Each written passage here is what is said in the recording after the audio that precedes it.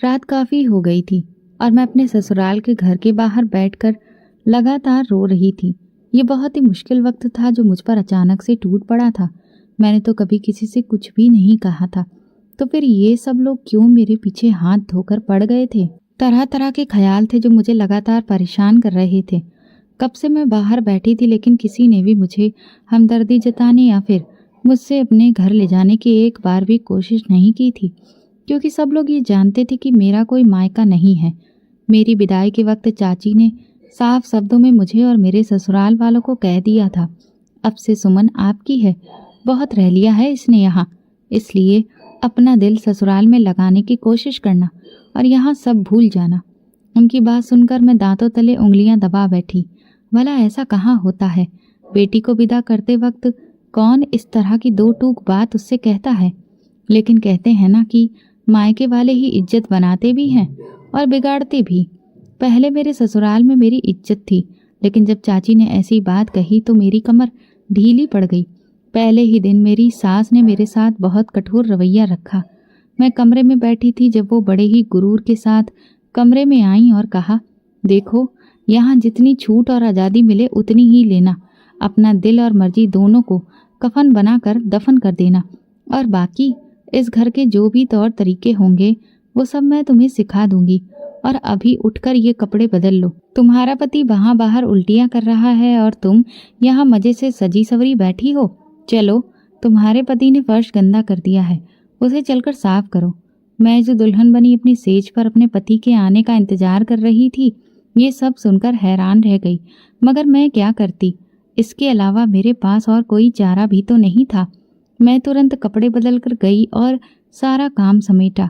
मेरे पति ने तो मुझे दुल्हन बने हुए आंख भरकर भी देखा नहीं था। ये बात मुझे अंदर ही अंदर खाए जा रही थी। सफाई करने के बाद मैंने अपनी छोटी नंद से पूछा, क्या हुआ तुम्हारे भैया को? वो चौंकते हुए मेरी तरफ देखकर बोली, आपको नहीं पता क्या? आपको सच में नहीं पता? मैं भी हैरानी से बोली, क्योंकि मुझे सच में कुछ भी नहीं पता था। भैया को तो कैंसर की बीमारी है ना, इसीलिए उन्हें इस तरह की उल्टियाँ होती रहती हैं। ये सुनकर तो मैं गिरते गिरते बची। वो पल मुझे किसी कयामत से कम नहीं लगा। मैं सपने में भी नहीं सोच सकती थी कि चाची मुझसे अपनी जान छुड़वाने के लिए एक ऐसे इंसान के साथ मेरी शादी करवा देंगी। क्या आपको ये बात पता थी? मैंने अपने लहजे और आवाज़ पर काबू करते हुए धीरे से पूछा। आराम भरे अंदाज में बोली, हाँ, आपकी चाची को तो हमने पहले ही पूरी सच्चाई बता दी थी। क्या उन्होंने आपको नहीं बताया? अब वो मुझसे ये सब पूछ रही थी, लेकिन मुझ में तो इतनी हिम्मत भी नहीं थी कि मैं इनकार में सिर हिलाकर ही उसकी बात का जवाब दे देती। जैसे तैसे करके मैं कमरे में पहुंची तो वहाँ अजय पहले से ही बिस्तर पर लेटा हुआ था। उसकी आंखें बंद थीं, जिससे मुझे यही लगा कि वो शायद सो गया है। मैं उसके बगल में बैठकर ही बिना आवाज़ के आंसू बहाने लगी। तभी उसने अचानक कहा, सुमन, इधर आओ मेरे पास। मैंने चौंक कर ऊपर उठी तो मेरा पति जाग रहा था और मुझे ही देख रहा था। ये देखकर मुझे पहले से भी ज़्यादा रोना आ गया, लेकिन मैंने अपने आंसुओं को गले में ही बंद कर लिया और अजय के पास जाकर बैठ गई। वो मेरे दोनों हाथों को थाम कर बोला, मैं समझ सकता हूँ कि जो कुछ भी तुम्हारे साथ हुआ है वो बहुत बुरा है, मगर तुम मेरी बात का भरोसा करो, मैं ये शादी नहीं करना चाहता था। मैं खुद तो इतनी बड़ी तकलीफ़ झेल ही रहा था और इसीलिए मैं किसी और को ये तकलीफ़ नहीं देना चाहता था। लेकिन तुम जानती हो, माँ की वजह से मैं मजबूर हो गया। वो कहती थी कि हो सकता है शादी के बाद तुम्हारी ज़िंदगी और किस्मत कुछ बदल जाए, लेकिन मैं ये बात बहुत अच्छे से जानता हूँ कि ज़िंदगी तो मेरी उतनी ही है जितनी लिखी जा चुकी है और मैं तुम्हें कुछ दे भी नहीं सकता। लेकिन मैं ये चाहता हूँ कि मैं जितने दिन भी जिंदा रहूँ तुम ना रो, तुम्हारी आंखों से एक भी आंसू ना निकले। हम हर पल खुशहाली के साथ गुजारें और उसके बाद मैं ये प्रार्थना करूँगा कि तुम्हें तुम्हारे लायक जीवन साथी मिल जाए और तुम उसके साथ हमेशा एक अच्छी ज़िंदगी गुजारो। मैं जब अजय की तरफ देख रही थी तो वो बड़ा ही खुशदिल इंसान लगा। वो इतनी तकलीफ में था, लेकिन उसकी अच्छाई उसके चेहरे पर साफ झलक रही थी। एकदम से ही मुझे अपना वजूद हल्का फुल्का सा महसूस होने लगा। ये सोचकर कि जो होना है वो तो होकर ही रहेगा, तो क्यों ना जितना भी वक्त बचा है वो हम अच्छे से गुजारें। मैं अपने पति के लिए भगवान से प्रार्थना करूंगी तो मुझे भरोसा है कि वो उनकी ज़िंदगी ज़रूर बढ़ा देंगे। उस वक्त मुझे अपनी सारी तकलीफ़ और परेशानी हवा में घुलती हुई महसूस हुई। कोई शख्स इतनी नरमाहट और खूबसूरती से भी बात कर सकता है, ये मैंने जब अपने पति को बोलते सुना तब जाना। वो इंसान बहुत प्यारा था, दिल से भी और आत्मा से भी। बीमार होने के बावजूद भी वो मेरा बहुत ख्याल रखता था। कमरे के अंदर मुझे ऐसा लगता जैसे मैं किसी राज्य की राजकुमारी हूँ, लेकिन जैसे ही कमरे से बाहर निकलती, मेरी सास मुझ पर तानों के हमले शुरू कर देती। मैंने कसम खाई कि सास का मेरे साथ जो भी रवैया है वो मैं अपने पति को बिल्कुल भी नहीं बताऊंगी। वो पहले ही काफ़ी बीमार हैं, तो मेरी कोई भी बात उन पर बुरा असर डाल सकती है।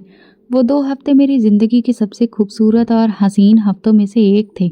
जब मेरी सास ने देखा कि मैं खुश रहने लगी हूँ, और सिर्फ इतना ही नहीं, उनका बेटा भी अब काफ़ी खुश नज़र आने लगा है, तो उनका रवैया भी मेरे साथ ठीक तो नहीं, अलबत्ता नरम ज़रूर होने लगा। अब वो मेरा ध्यान रखने लगी थी, अजय के बारे में पूछती रहती थी। एक दिन सास अजय के पास बैठी हुई थी और मैं उस वक्त किचन में थी। मुझे किसी काम से जब अजय के कमरे में जाना पड़ा तो सास की बातें मेरे कानों में पड़ी। देखा बेटा, कितना ख्याल रखती है वो तुम्हारा। भला कौन दुल्हन होती है जो शादी वाले दिन ही अपने पति की उल्टियां साफ करने लग जाए। मैं तुम्हारी शादी इसीलिए ही की क्योंकि मुझे पूरा भरोसा था कि जब मेरे बच्चे को मानसिक सुकून मिलेगा तो उसकी सेहत भी धीरे धीरे अच्छी हो जाएगी। मैं कमरे में अंदर जाने की बजाय वापस किचन में चली गई। मैं उस दिन बहुत खुश थी क्योंकि इन 2 हफ्तों में मैंने अपने पति की वजह से ही अपनी सास का दिल भी जीत लिया था। लेकिन मैं अपनी किस्मत के उस झटके से अनजान थी जो उसी रात मुझे मिलने वाला था। शाम से ही अजय की हालत काफ़ी ख़राब थी। हालांकि मैंने उसे रात की दवाई दे दी थी, लेकिन फिर भी वो बार बार यही कह रहा था कि उसे घबराहट हो रही है, बहुत गर्मी लग रही है, जबकि देखा जाए तो मौसम भी उस दिन गर्म था। मेरे दिल में अजीबोगरीब ख्याल आ रहे थे। मेरी सास किसी शादी पर गई हुई थी। मैं उन्हें लगातार फ़ोन कर रही थी, लेकिन शायद वहाँ शोर की वजह से उन्हें रिंगटोन नहीं सुनाई दे रही थी। जब मैं बहुत ज़्यादा परेशान होने लगी तो अजय ने मुझे अपने पास बिठा लिया और कहा, सुमन, मेरी बात ध्यान से सुनो। मेरी ज़िंदगी शायद इतनी ही थी। तुमने इन 2 हफ्तों में मुझे जो खुशी दी है वो सारी उम्र नहीं मिली। हमेशा हर किसी ने बेचारा समझकर मेरे साथ अजीब व्यवहार किया। तुमने मुझे पति समझकर इज्जत दी। तुम मुझसे वादा करो कि मेरे बाद तुम अपनी ज़िंदगी को रोकोगी नहीं, बल्कि अपना घर बसाओगी, शादी करोगी। लेकिन हाँ, मुझे हमेशा याद करना, क्योंकि मैं भी मरने के बाद तुम्हें हमेशा याद करूँगा। वो जैसे जैसे बोलता जा रहा था उसकी सांसें उखड़ रही थीं और मैं लगातार उसे एक ही बात कह रही थी कि ऐसा वैसा कुछ भी नहीं होगा। मगर अंदर ही अंदर मैं ये बात बहुत अच्छी तरह से जानती थी कि शायद अब अजय का वक्त ख़त्म हो चुका है। मैं फिर से अपनी सास को लगातार फ़ोन करने की कोशिश करती रही, मगर नाकाम रही। और फिर ठीक 1 घंटे बाद वही हुआ जिसका डर था। अजय की सांसें बंद हो गईं। मुझे ऐसा लगा जैसे एक ही झटके में मेरी सारी ज़िंदगी बर्बाद हो गई। जब मेरी सास और ननद घर वापस लौट कर आईं तो अजय इस दुनिया को अलविदा कह चुका था। जब उन्हें पता चला कि अजय नहीं रहा तो मेरी सास ने मुझ पर इल्ज़ाम लगाना शुरू कर दिया। तूने ही मेरे बच्चे की जान ली। तू तो शुरू से ही उसका साथ निभाना नहीं चाहती थी। जो भी कर रही थी वो बस हमारे सामने दिखावा ही कर रही थी। मैं उनकी बातों को बार बार नकार रही थी कि ऐसा कुछ भी नहीं है, लेकिन उन्होंने तो मुझे ही मुजरिम साबित कर दिया। अच्छा भला मेरा बेटा ठीक हो रहा था। तुम्हें मौका नहीं मिला उसकी जान से छुटकारा दिलाने का। भला ऐसा कैसे हो सकता है कि पहली बार मैं अपने बेटे को तुम्हारे पास बिल्कुल अकेला छोड़ कर गई और फिर वो एक ही रात में इस दुनिया से भी चला गया। घर में काफ़ी देर तक ये सब कुछ चलता रहा। मेरी सास ने मुझे अपने पति के पास तक नहीं आने दिया। मेरे दिल में एक ही ख्याल बार बार आ रहा था कि अजय के बिना अब इस घर में मेरा गुजारा कैसे होगा। मैं अब यहाँ कैसे रहूँगी, क्योंकि ये लोग तो शायद मुझे जान से ही मार देंगे, इसी गलत फहमी में कि अजय को मैंने ही मारा है। हे भगवान, मेरी सुरक्षा करना, मैंने मन ही मन कहा। जब आखिरी बार मैं अजय के पास गई तो सब लोग उसकी अर्थी उठाकर ले जा रहे थे। तभी मेरी सास ने बहुत बुरी तरह से मुझे पीछे की तरफ धक्का दिया और मेरा सिर जोरदार तरीके से दीवार से टकराया। फिर मोहल्ले की औरतें भी मेरी तरफदारी करने लगीं। भला ऐसी भी क्या दुश्मनी है तुम्हें इस लड़की से कि अपने बेटे का मुंह तक भी नहीं देखने दे रही हो इसे। ये सुनकर मेरी सास ने सबके सामने ही मुझ पर इल्जाम लगा दिया। इस कलमोही को कैसे देखने दूं अपने बेटे का चेहरा? इसने ही तो मेरे बेटे की जान ली है। इधर जैसे ही अजय की अर्थी घर से बाहर निकली, मेरी सास ने तुरंत ही बालों से पकड़कर घसीटते हुए मुझे भी गली के बाहर दरवाजे से निकाल दिया और कहा, वो मेरा इकलौता बेटा था और सिर्फ तुम्हारी वजह से ही वो मुझे छोड़कर चला गया। अब तुम्हारा इस घर पर कोई भी हक नहीं बचा है। वहीं जा जहां से तू आई थी। मैं रोते हुए इस दरवाजे के बाहर बैठ गई। कुछ भी समझ में नहीं आ रहा था और मुझे हमदर्दी वो तो वहीं पर सब लोगों की खत्म हो गई थी, क्योंकि वहां सभी लोगों ने मेरी सास की बात पर भरोसा कर लिया कि अपने बीमार पति की जान मैंने ही ली है। रात काफी गहरी होती जा रही थी। जब दूर दूर तक देखा तो दुकानें और घर सब बंद थे। कोई भी इंसान बाहर चलता फिरता नहीं दिख रहा था। अपने पति के गम के बाद अब एक अजीब सा डर मेरे ऊपर हावी होने लगा था। मैंने अपना दुपट्टा अच्छे से अपने आसपास लपेटा। तभी मुझे किसी के कदमों की आवाज़ सुनाई दी। मैंने अपना चेहरा घुमाकर देखा तो गली की शुरुआत से ही एक आदमी गली में दाखिल हो रहा था। उसे देखकर मेरी सांस गले में ही अटक गई, लेकिन मैं जैसे तैसे खुद को संभाल कर वहीं पर बैठी रही। हर गुजरते पल के साथ वो आदमी मेरे ही पास आता जा रहा था। फिर भी मैं खुद को तसल्ली देते हुए बैठी रही कि ये काफ़ी लोगों से भरा इलाका है, यहाँ भला वो मुझे परेशान क्यों करेगा। लेकिन जैसे ही वो आदमी मेरे पास आया, मुझे एक अजीब सी बदबू महसूस हुई। उस आदमी के कदम ठीक मेरे सामने आकर रुके। जमीन की तरफ देखते हुए मुझे उसके मैले कुचैले गंदगी से सने पांव दिखाई दिए। मैं भगवान से दिल ही दिल में बार बार यही प्रार्थना कर रही थी कि कैसे भी करके ये बस यहाँ से चला जाए। लेकिन जब वो 1-2 मिनट तक वहीं पर खड़ा रहा तो मैंने हिम्मत करके सिर उठाकर उस आदमी पर एक नज़र डाली। वो एक नशेड़ी था जो बदबूदार जिस्म और नशीली आंखें लेकर खड़ा मुझे घूर रहा था। क्या चाहिए तुम्हें? मैं हकलाकर बोली, क्योंकि मुझे उससे बहुत डर लग रहा था। उस वक्त पूरी गली में हम दोनों के अलावा कोई और नज़र नहीं आ रहा था। वो एकदम से बोला, तुम यहाँ पर क्या कर रही हो? लड़कियाँ अपने घरों में अच्छी लगती हैं। एक नशेड़ी आदमी से मैं इतनी समझदारी वाली बात करने की उम्मीद सपने में भी नहीं कर सकती थी, बल्कि उसके ऐसी बात करने पर मुझे सच में झटका सा लगा। मतलब कहना क्या चाहते हो? मैंने ठंडी सांस लेते हुए पूछा तो वो भी अपने कंधे उचकाकर बोला, तुम तो देखने में समझदार लग रही हो, तब भी क्या इतना भी नहीं जानती कि रात के वक्त सड़कों पर इंसान नहीं जानवर घूमते हैं जो इतने बड़े दरिंदे होते हैं कि ना तो जानवरों को छोड़ते हैं और ना ही इंसानों को। उसकी दूसरी बात सुनने के बाद तो अब मैं पहले से भी ज़्यादा हैरान हो गई थी। मैंने घबराते हुए पूछा, तुम भला मुझसे क्या चाहते हो? तो वो बड़ी नरमी से बोला, चलो तुम्हें तुम्हारे घर छोड़ दूं और दोबारा इस समय घर से बाहर कहीं भी इधर उधर मत निकलना। कहाँ से आ रही हो तुम? मैंने उससे कहा, हुलिया देखा है तुमने अपना? तुम पर कौन भरोसा करेगा? और वैसे भी मेरी मर्जी, मैं चाहे जहाँ भी बैठूं, तुम्हें इससे क्या? ये सुनकर वो ठीक मेरे सामने आकर ज़मीन पर बैठ गया और बड़ी ही संजीदगी से बोला, देखो मैडम, जो दिख रहा होता है ना, असल में सब कुछ वैसा ही नहीं होता। मैं वाकई में तुम्हारी मदद करना चाहता हूँ। ये कहकर वो वहाँ से उठने लगा। तब मैं तेजी से बोली, अच्छा तो तुम नशेड़ी नहीं हो? ये सुनकर वो कंधे उचकाकर बोला, तुम्हें इससे क्या?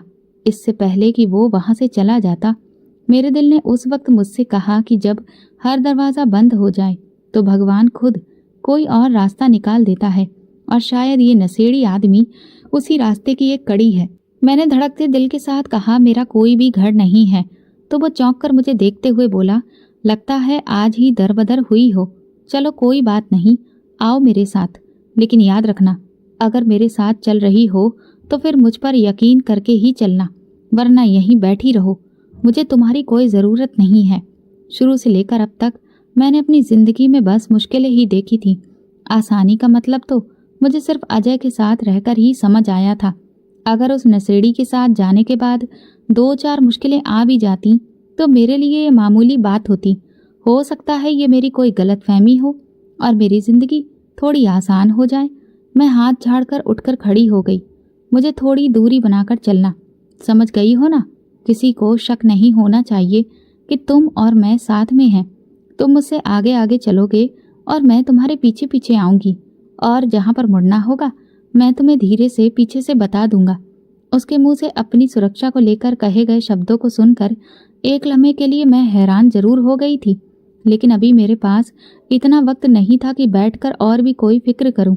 तो उसके बताए हुए निर्देशों को सुनते हुए मैंने अपना पहला कदम उस रास्ते की तरफ उठाया, जो कि काफ़ी मुश्किल था।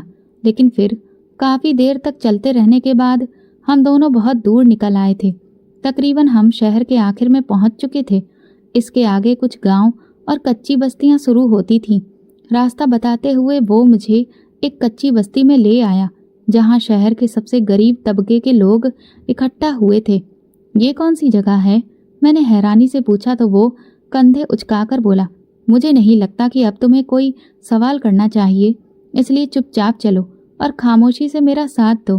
कच्ची बस्ती में आकर अब वो मेरे बराबर में ही चलने लगा था। चल चल कर मेरी टांगें दुखने लगी थीं, लेकिन उस नशेड़ी को देखकर बिल्कुल भी नहीं लगता था कि इतनी दूर चलने के बाद भी उस पर कोई असर पड़ा हो। शायद इतनी दूरी उसके लिए मामूली थी। कुछ ही देर में हम लोग एक छोटी सी बिल्डिंग के सामने खड़े थे, जिसमें कुल मिलाकर बस 3 मंजिलें ही थीं और जिसकी हालत एकदम खस्ता थी। आ जाओ, अंदर आ जाओ। उसने मुझे अंदर आने का इशारा किया। तब उस लम्हे पहली बार मेरा दिल किया कि मैं इनकार कर दूं, लेकिन उस वक्त मैं बहुत मजबूर थी, और मजबूरियां इंसान को हर वो काम करने के लिए उकसा देती हैं जिसके बारे में वो कभी सपने में भी नहीं सोच सकते। अपने आप को भगवान के भरोसे छोड़कर मैं उस बिल्डिंग में दाखिल हो गई।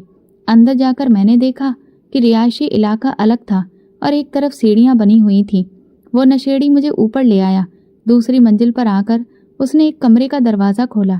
मैं जैसे ही अंदर दाखिल हुई तो बदबू के गुबार मेरी नाक में भरने लगे।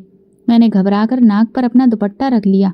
वो नशेड़ी मुझे देखकर तंजिया मुस्कुराया और फिर धीरे से बोला, कोई बात नहीं, कुछ दिनों में तुम्हें सबकी आदत हो जाएगी। हम सब जब अंदर आए तो उसने एक कमरे की तरफ इशारा करते हुए कहा, तुम वहां पर सो सकती हो। किसी चीज़ की ज़रूरत हो तो मुझे बिल्कुल भी मत बताना। मैं तुम्हें सिर्फ रहने के लिए छत दे सकता हूँ। बाकी की ज़िंदगी तुम्हें खुद अपने भरोसे पर ही गुजारनी है। मैं उस इंसान की बातों पर जितना हैरान हो रही थी वो कम ही था। नाम क्या है तुम्हारा?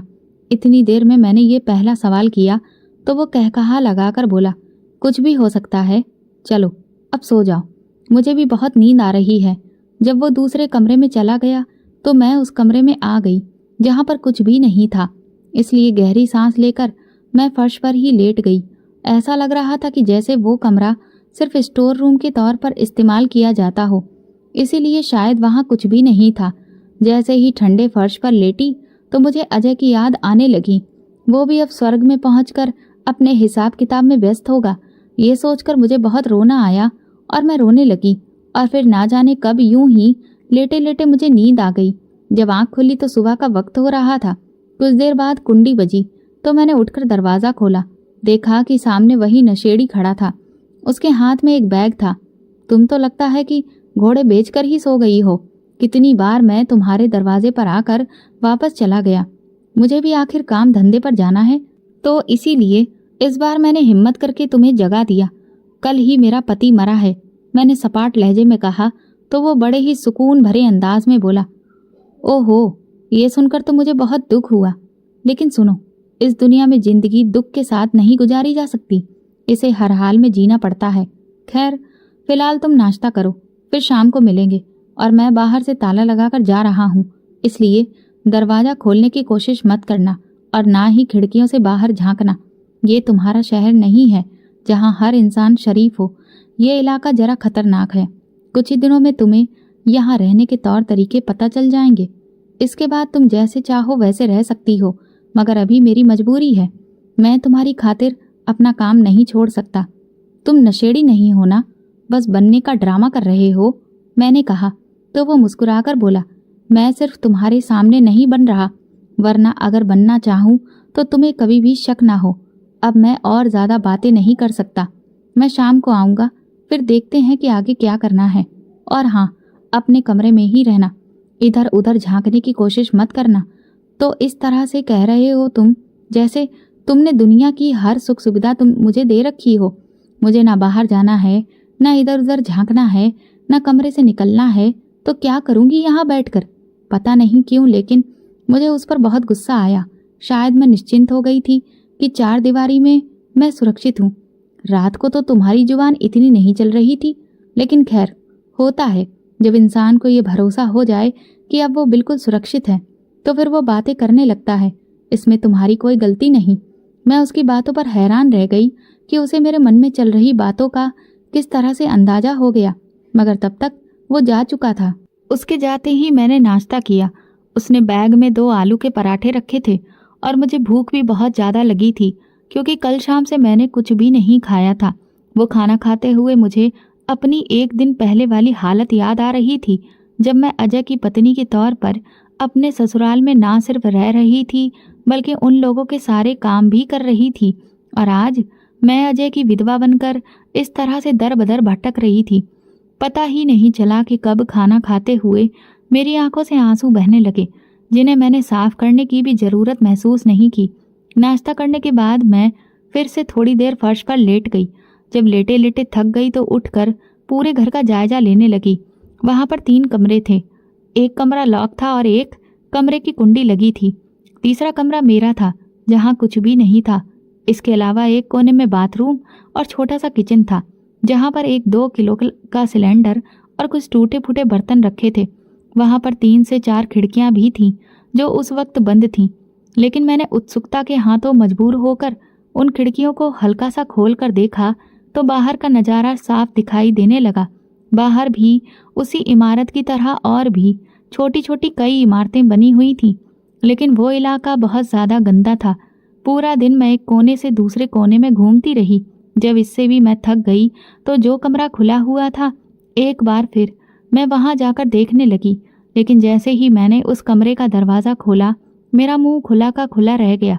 मैं उस कमरे में कुछ भी रखे होने के बारे में सोच सकती थी, लेकिन इस वक्त मुझे जो अपनी आंखों के सामने दिख रहा था, उसे तो मैं कभी सपने में भी नहीं सोच सकती थी, क्योंकि वहां पर एक छोटा सा मंदिर रखा था, जिसमें भगवान थे और उनके आगे दिया भी जल रहा था। इसके अलावा वहां कुछ भी नहीं था। सच कहूँ तो उस वक्त मुझे वाकई में भगवान की ज़रूरत थी। मेरी शुरू से ही आदत रही थी कि मैं हर रोज़ आरती करती थी। मैंने जैसे ही भगवान को देखा तो मैं तुरंत ही उनके सामने हाथ जोड़कर बैठ गई और अपने पति की आत्मा को शांति देने की प्रार्थना करने लगी। कुछ देर के बाद जब मैं उस कमरे से बाहर आई, तभी दरवाज़ा खुलने की आवाज़ आई। पहले तो मैं चौंक गई, लेकिन फिर मुझे जल्दी ही याद आ गया कि इस वक्त मैं किसी और के घर में मौजूद हूँ, तो इसीलिए मैं निश्चिंत हो गई। उस आदमी ने मुझे देखते ही एक बैग पकड़ा है जिसमें खाना था। मैं अपने कमरे में जाकर खाना खाने लगी। जब खाना खा चुकी थी तो कुछ सोचते हुए उस आदमी के कमरे में चली गई। जैसे ही मैंने कमरे का दरवाज़ा खोला तो हैरान रह गई। वो पूरा कमरा तरह तरह के डिब्बों से भरा हुआ था। ये सब क्या है? मैंने हैरत से पूछा। वो बड़ी ही संजीदगी से बोला, क्या मैंने तुम्हें इस बात की इजाज़त दी कि तुम इस कमरे में आओ? उसके सख्त जवाब पर मैं खामोश हो गई। सच में ये बहुत गलत था कि बिना किसी इजाज़त के यूं ही किसी के कमरे में चले जाना। वो अपने काम में दोबारा व्यस्त हो गया। उसके आसपास छोटे छोटे लिफाफे पड़े हुए थे, जिनमें वो सफ़ेद रंग का कोई पाउडर भर रहा था। तुमने मेरी मदद क्यों की? आखिरकार मैंने वो सवाल पूछ ही लिया जो कल रात से मैं उससे पूछना चाह रही थी। मतलब अब मदद करने पर सवाल और जवाब भी झेलने होंगे।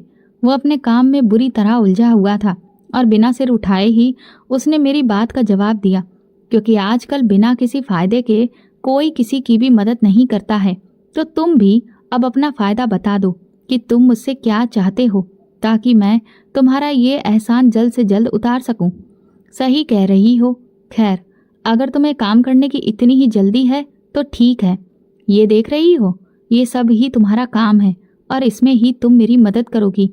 जिन जिन इलाकों में मैं कहूँगा वहाँ वहाँ इसे पहुँचाना होगा, क्योंकि औरतें इस काम को करने के लिए ज़्यादा सुरक्षित रहती हैं। बस मुझे तुम्हारी यही मदद चाहिए। हाँ या ना बोलने का अधिकार तुम्हारे पास नहीं है, क्योंकि ये काम तुम्हें अब करना ही होगा।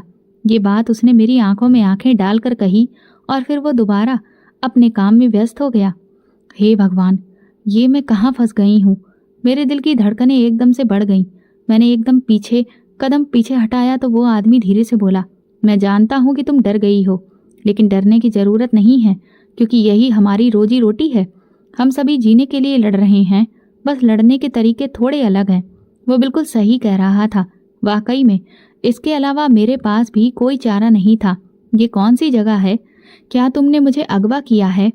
मेरे मुंह में जो आया मैंने तुरंत ही पूछ लिया। वो बड़े ही शांत लहजे में बोला, अगवा करने का तरीका मुझे ऐसा लगता है कि थोड़ा अलग होता है। तुम तो यहाँ पर अपनी मर्जी से चलकर आई हो और रह रही हो। अगर बात इलाके की है तो ये तुम्हारा ही शहर है। बस ये शहर का वो आखिरी हिस्सा है जहाँ पर किसी की भी नहीं चलती, ना पुलिस की ना कानून की। यहाँ हर तरह का जुर्म होता भी है और परवान भी चढ़ता है। ये जगह पूरे शहर में सबसे ज्यादा सुरक्षित समझी जाती है। और बधाई हो, अब तुम भी इसी जगह का एक हिस्सा हो। इधर आओ मेरे साथ, ये पैकेट भरवाओ।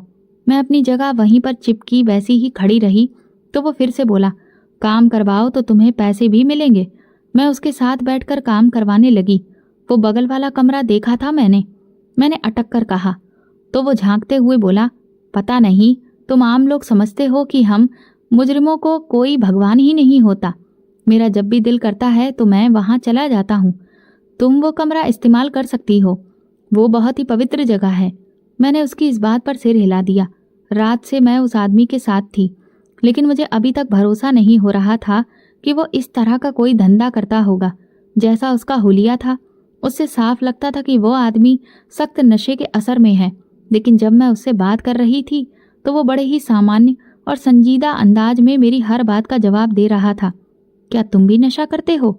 काम के दौरान मैंने धीरे से उससे पूछा तो वो अपना सिर इनकार में हिलाकर अपने काम में दोबारा व्यस्त हो गया।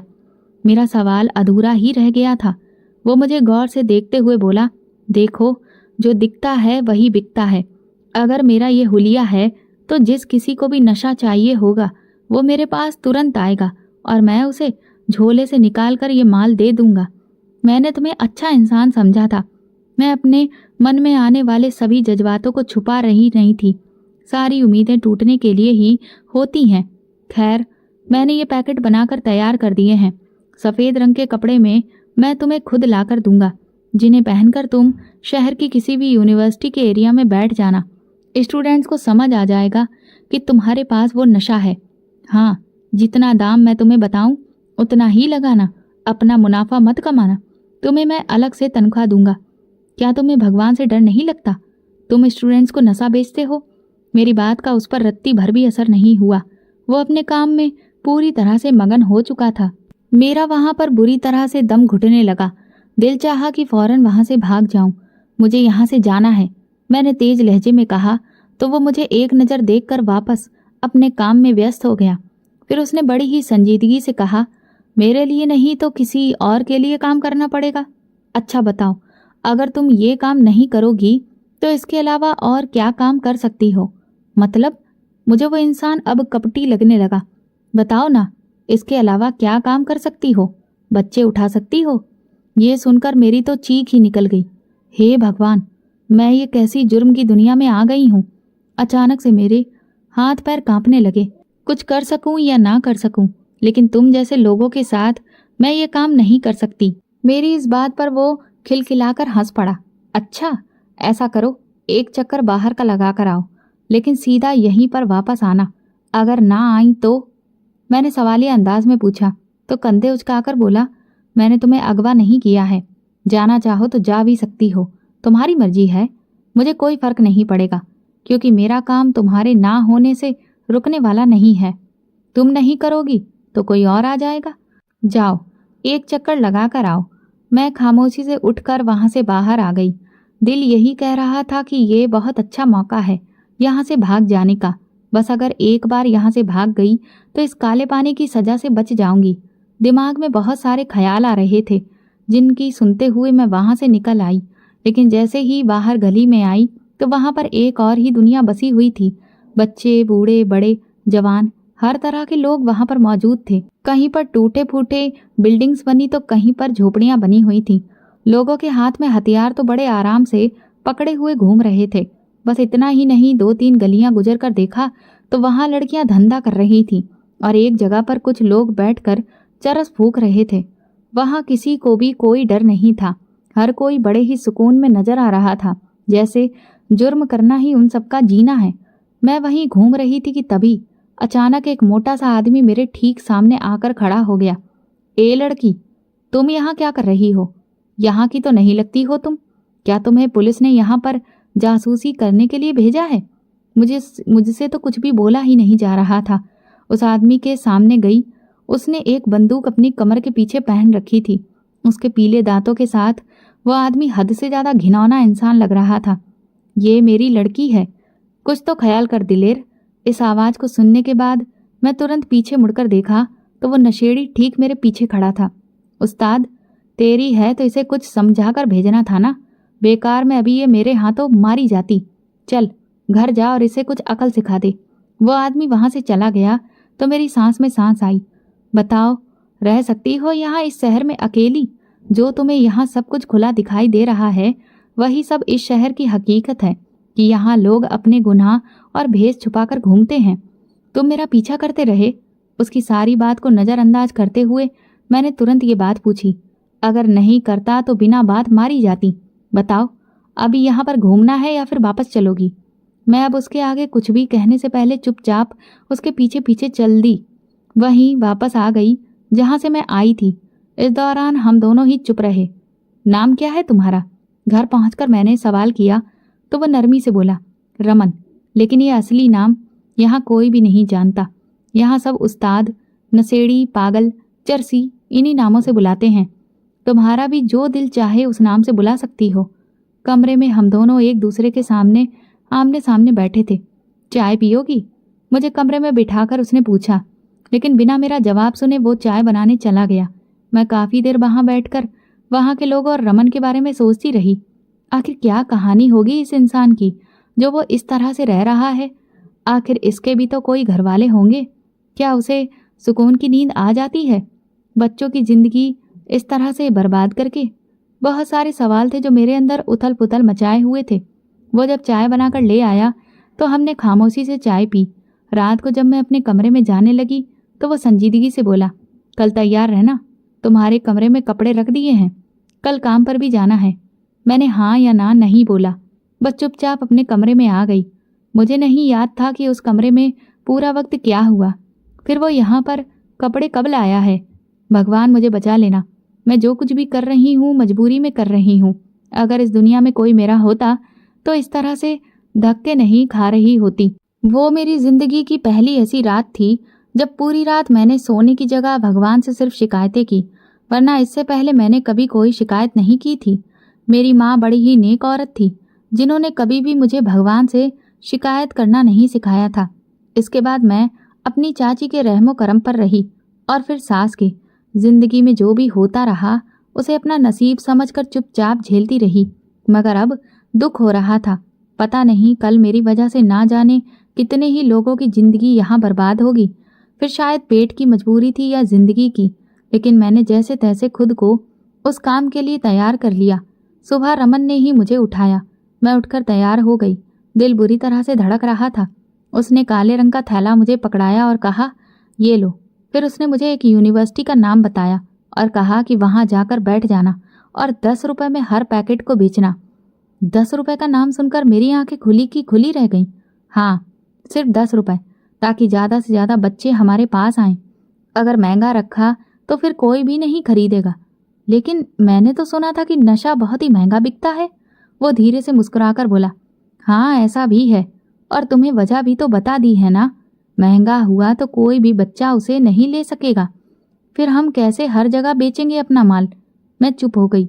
जाने के लिए आगे बढ़ी तो वो पीछे से बोला, अगर नशा करने के बाद तुम्हें कोई गालियां दे तो चुपचाप बर्दाश्त कर लेना। मैंने कुछ भी नहीं कहा और खामोशी से वहां से चली आई। मेरा दिल तो वैसे ही घबरा रहा था, लेकिन अब जो करना था वो तो करना ही था। अगर मेरी किस्मत में इस गुनाह की दुनिया में कदम रखना लिखा था तो अब मैं वहां कदम रखकर ही रहूंगी। अगर मेरे नसीब में कुछ और लिखा होता तो भगवान फिर मुझे अपने आप ही उस रास्ते पर मोड़ देता। इसलिए मैं ऐसे ही थी, बड़े आराम से अपनी किस्मत को स्वीकार कर लेने वाली। यूनिवर्सिटी में जैसे ही पहुंची तो बच्चे धड़ाधड़ मुझसे नशा खरीदने लगे। एक दो ने तो वाकई में गालियां दी कि नकली माल है तुम्हारा, पैसा भी तो देखो कितना कम ले रही हूं। मैंने तुरंत हाजिर जवाबी दिखाई। ये कहने के बाद मुझे खुद पर भी हैरत हुई, मगर फिर मैं खामोश हो गई। सारा दिन बच्चे मुझसे वो पाउडर खरीदते रहे। मैं सोच भी नहीं सकती थी, लेकिन 1-2 घंटे में ही वो सारा माल बिक गया था। वापस जाने की जगह मेरा दिल चाह रहा था कि मैं जाकर अपनी चाची से मिल लूं और उन्हें बताऊं कि मुझ पर क्या बीत रही है, क्योंकि मेरी सास ने तो अजय के मरने तक की खबर भी उन्हें नहीं दी थी। लेकिन फिर मैं रुक गई, क्योंकि वो तो ना जाने कब से पत्थर दिल हो चुकी थी। उन्हें मेरी खुशी या गम से कोई फर्क नहीं पड़ता था। इसलिए मैं वापस इस गुनाह की नगरी में पहुंच गई। रमन अच्छी तरह से अपने काम में मगन था। वो एक मशीन पर बैठा पाउडर बना रहा था। ये पाउडर किस चीज का है? मैंने हैरत से पूछा तो वो मुस्कुराकर मेरी तरफ देखकर बोला, ऐसे ही अपनी तरकीब तुम्हें दे दूं? ये नकली है ना? मैंने अचानक कहा तो वो धीरे से मुस्कुराया। यानी कि तुम लोगों को नकली पाउडर बनाकर बेचते हो और फिर उन्हें लूटते भी हो? मेरी बात पर सुकून से उसने मुझे देखा और कहा, 10 रुपए में लूटना ठीक है या फिर उनकी सेहत के साथ खिलवाड़ करना? मतलब? मैं उसकी बात पर दंग रह गई। वो अपने कंधे उचकाकर बोला, सादा सा फंडा है। हर बढ़ता बच्चा न जाने अपने आप को कौन सी तोप समझता है। एक बार नशा करना वो अपनी जिंदगी का सबसे कूल फंडा समझ लेता है। और कुछ ऐसे दोस्त भी बदतमीज मिल जाते हैं जो इस जिद पर अड़ जाते हैं कि जो नशा नहीं कर रहा है उसे भी जरूर इसका मजा देना है, और फिर वो जबरदस्ती इस शर्त पर लग जाते हैं, क्योंकि उन्हें भी नहीं पता होता कि असली चरस कैसी होती है। तो फिर ये क्या है? मैं जितना हैरान होती उतना कम था। ये सिंघाड़े का पाउडर है, कम से कम उन्हें ताकत तो मिले। इसे मैं पास बढ़कर आगे देखा तो सच में वहां पर सिंघाड़े ही पड़े हुए थे। इसका मतलब तुम कोई पेशेवर नशाखोर नहीं हो। मुझे तो यकीन ही नहीं आ रहा था कि ऐसी जगह रहते हुए भी भला कोई लोगों के बारे में इतना अच्छा कैसे सोच सकता है। देखो लड़की, मुझे भी किसी ने इन सब कामों में लगाने की कोशिश की थी। मैं लग भी गया था, लेकिन फिर मुझे एक नेक इंसान ने संभाल लिया।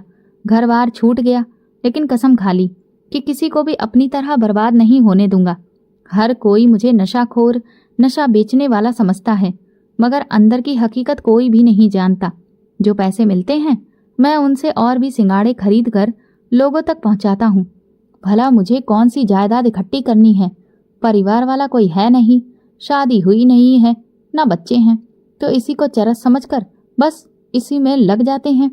और जब उन्हें मजा नहीं आता, मतलब जब वो चीज़ नहीं मिलती, समझ रही हो ना, तो फिर वो इसे खुद ही छोड़ देते हैं।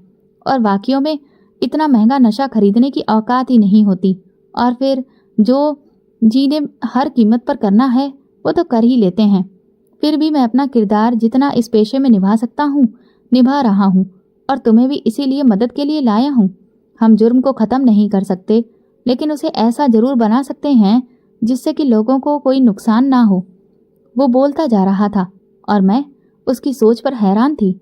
मैंने उससे वादा किया कि मैं उसकी मदद ज़रूर करूँगी, क्योंकि होते हैं गंदगी में भी कुछ नेक इंसान जिन्हें अपने से ज़्यादा दूसरों की मदद करने की फिक्र होती है। कुछ समय के बाद मैं खुद ही रमन से बोल पड़ी कि मैं उससे शादी करना चाहती हूँ, तो उसे कोई भी दिक्कत नहीं हुई।